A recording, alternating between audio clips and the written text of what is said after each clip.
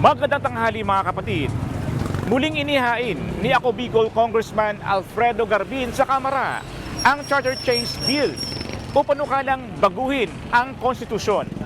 Kasama sa gusto niyang amendment ang paglilinaw sa definisyon ng teritoryo ng bansa.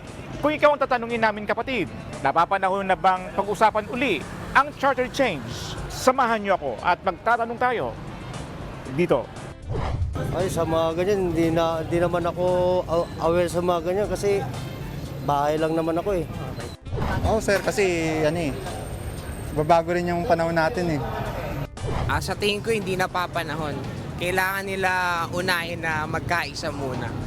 Yung lalo na sa presidente at vice presidente.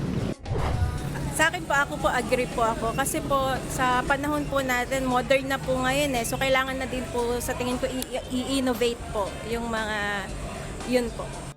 Ako ang inyong mahali ng bayan, ang tunay at nag-iisang pantanggal umay sa pananghalian.